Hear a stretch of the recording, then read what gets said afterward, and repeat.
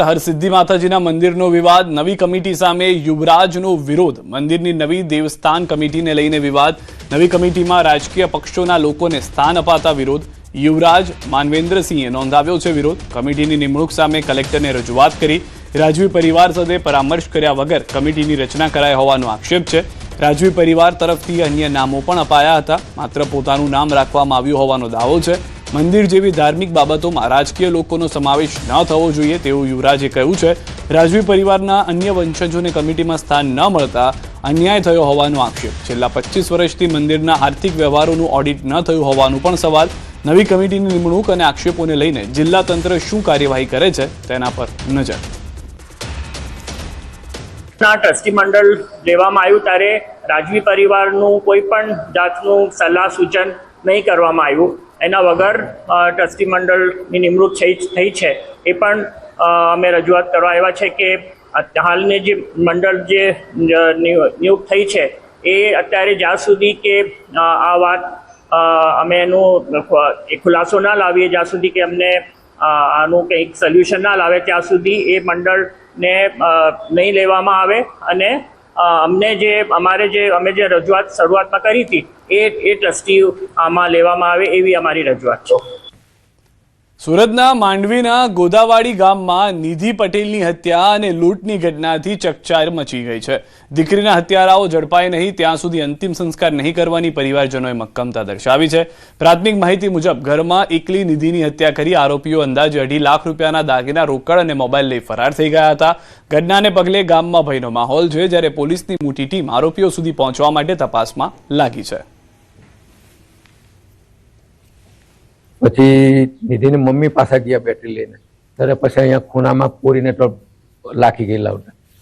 હાર બાંધીલા, મોડું બધું, પહેલી દોરી બાંધેલી હતી, દોરી બાંધીને પાછી ઉપર કોથળી બાંધીને પછી દોરી બાંધી, પાછી કોથળી બાંધીને પાછી 3 કોથળીને 3 દોરી ને એક મેઇન દોરીનો, એટલે 4 વાર તો એ જ બાંધ્યા એને.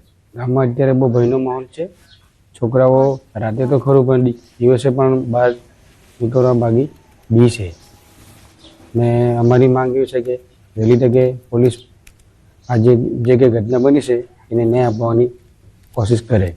એફએસએલની મદદ લીધી છે, ડોગ સ્કોડ, ફિંગરપ્રિન્ટ તમામ મદદ લીધી છે અને એમના માતા પિતાને નજીકના સગા છે એમની પાસેથી વધુમાં વધુ માહિતી મેળવી અને આ બનાવને અંજામ આપનાર કોણ છે એ આરોપી સુધી પહોંચવાના અમે પ્રયત્ન કરી રહ્યા છીએ. જે કંઈ પુરાવા છે એ સાયન્ટિફિક ઢબે મેળવવાના ચાલુ છે. અમારી ટીમો જે છે એ અલગ અલગ રીતે હ્યુમન રિસોર્સિસ અને ટેકનિકલ ઇન્ટેલિજન્સના આધારે કામ કરી રહી છે. અમદાવાદમાં સાયબર ક્રાઇમ સામે લડત વધુ મજબૂત બનાવવા મહત્વપૂર્ણ પગલું ભરાયું છે.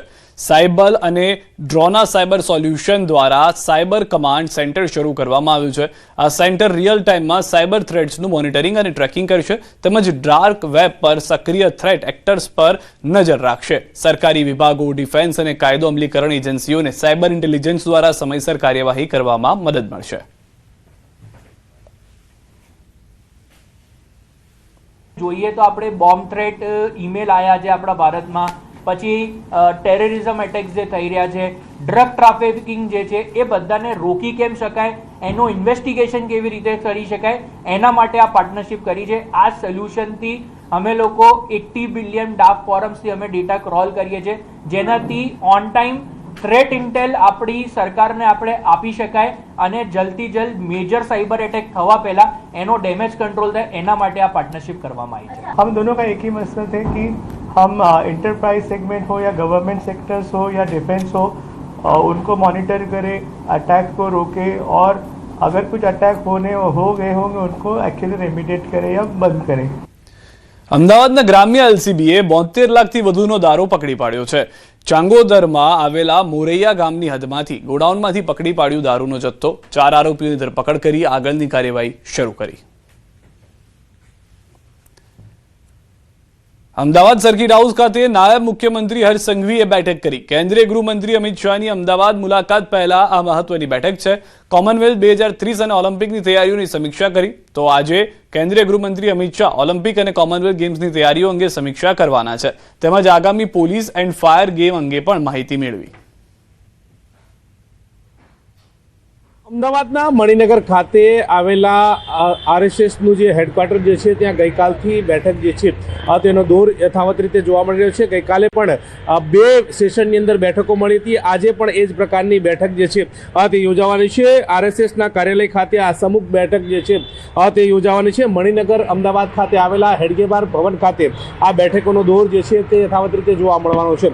ગઈકાલની વાત કરીએ તો આર્થિક અને આરોગ્ય વિષય, વૈચારિક અને સમૂહ શિક્ષણ વિષય સહિતના મુદ્દાઓ પર આ બેઠક જે છે તે યોજાઈ હતી. સંઘની ભગીની સંસ્થાઓ જે છે તેમના હોદ્દેદારો પણ આ બેઠકની અંદર જોવા મળવાના છે. એટલે કે સ્વદેશી જાગરણ મંચ, ભારત વિકાસ પરિષદ, કિસાન સંઘ, વિશ્વ હિન્દુ પરિષદ સહિતના હોદ્દેદારો જે છે તે બેઠકની અંદર ઉપસ્થિત રહેશે.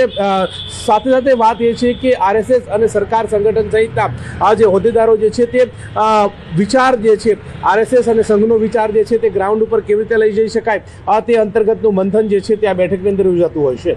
દર 2 વર્ષે આ બેઠક જે છે તે મળતી હોય છે ને તે બેઠક અત્યારે હાલ વિધિવત રીતે મળી રહી છે. હિરેન શાહ સાથે ગૌતમ શ્રીમાળી, ન્યૂઝ 18 ગુજરાતી, અમદાવાદ. ગુજરાત ડાયાલિસિસ પ્રોગ્રામના પ્રોજેક્ટ ઓફિસરે ગેરરીતિ આચર્યાનો આરોપ. કોંગ્રેસ પ્રવક્તા પાર્થિવરાજ કઠવાડિયાએ કરી તપાસની માંગ. કોન્ટ્રાક્ટ કામો પરિવારના સભ્યોને આપી દેવાયા હોવાનો આરોપ. 82 કરોડના કામો પ્રોજેક્ટ ઓફિસરના પત્નીને આપ્યા હોવાનો આરોપ. કિરણ પરીખે તેમની પત્નીની કંપનીને 82 કરોડના કામ આપી દીધા. ફોજદારી કાર્યવાહી કરવામાં કોંગ્રેસની માંગ. બાયો ટ્રસ્ટ મેડિકલ ડિવાઇન કિરણ પરીખના પત્નીની કંપની. કિરણ પરીખના ભાઈ અને પિતા પણ ડાયાલિસિસ પ્રોગ્રામમાં જોડાયેલા હોવાનો દાવો.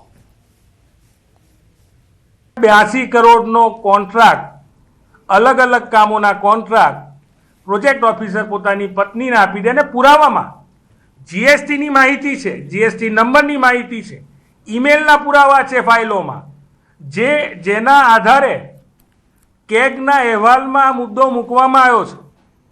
અમારી માંગણી છે કે સરકાર તાકીદે આમાં તપાસ મૂકી તેમના ઉપર ફોજદારી કાર્યવાહી થાય, તાત્કાલિક તેમના ઉપર ફરિયાદ નોંધવામાં આવે. રાજકોટમાં ન્યાય અને રક્ષણ માટે પોલીસ પાસે પહોંચેલા અરજદારને જ પોલીસથી ડરવાનો વારો આવ્યો હોવાનો આક્ષેપ થયો છે. જમીન સોદાથી કથિત છેતરપિંડી મામલે કિશોર બાબિયાએ EOWના PSI AS ગળચર અને ASI RM મલિક સહિતના પોલીસ કર્મીઓ સામે ગંભીર આક્ષેપ કર્યા છે. ફરિયાદીનો દાવો છે કે અરજી પછી પાછી ખેંચવા અને આરોપીઓ સાથે સમાધાન કરવા દબાણ કરાયું. 1.17 કરોડના મુદ્દાને 20 થી 40 લાખમાં પતાવી દેવા દબાણ અને વાત નહીં માને તો તેમની સામે ફરિયાદ કરવાની ધમકી આપ્યાનો પણ આક્ષેપ. હવે સમગ્ર ફરિયાદને લઈને SIT તપાસ અને EOWના CCTV ફૂટેજ તપાસવાની પણ માંગ કરવામાં આવી છે. સમજૂતીના બહાના હેઠળ અમને અવારનવાર વ્યાપારીકરણ કરી અને અમને એવી ધમકીઓ આપતા હતા કે ભાઈ આમાં તો અમે 2 પૈસા દઈ ગઈ, તમારે લેવા પડશે. નકર અમારી પાસે બધી જ સત્તા છે, અમને ગવર્મેન્ટે 2 સ્ટાર રમતા નથી આપ્યા. અમારે પણ પરિવાર છે, જે રકમ આવશે એમાં 50% કરવામાં આવશે. પચેટિયામાંના એક ભાઈ હર્ષિતભાઈ જાની કરીને આવ્યા હતા અને બાકીના એક જે છે ASI મલેક સાહેબ હતા અને બાકીના PSI જે છે ગચ્ચર સાહેબ, આ લોકોએ અમને ડાયરેક્ટ એના ટેબલે બેસીને ધમકીઓ આપી હતી કે કા કેસ પૂરો કરો, કા પછી અમે તમને ગમે એ ગુનામાં ફિટ કરી દઈશું. સુરતના ટેક્સટાઇલ ઉદ્યોગ પર એક પછી એક વધતા ઉત્પાદન ખર્ચનો બોજ વધી રહ્યો છે. ફૂડ ઓઇલના ભાવમાં વધારાને કારણે પોલિએસ્ટર સહિતના પેટ્રોલિયમ આધારિત યાન તેમજ ડાઇંગ, પ્રિન્ટિંગ અને ફિનિશિંગમાં વપરાતા વિવિધ કેમિકલ્સ મોંઘા થઈ રહ્યા છે. બીજી તરફ ઇન્ડોનેશિયાથી આયાત થતા લિગ્નાઇટ કોલસાના ભાવમાં પણ નોંધપાત્ર વધારો થયો છે. ઉદ્યોગકારોના જણાવ્યા મુજબ અગાઉ આશરે ₹6,000 પ્રતિ ટન મળતો કોલસો હવે ₹9,000 થી ₹10,000 સુધી પહોંચી ગયો છે. કોલસાનો ઉપયોગ પ્રોસેસિંગ યુનિટોમાં બોઇલર અને ગરમી માટે થતો હોવાથી તેની સીધી અસર પ્રોસેસિંગ ખર્ચ પર પડી રહી છે. જો કોલસાના ભાવ હાલના સ્તરે જ રહેશે તો આગામી દિવસોમાં કાપડના પ્રોસેસિંગ ચાર્જમાં મીટર દીઠ આશરે ₹2નો વધારો કરવાની સ્થિતિ ઊભી થઈ શકે છે.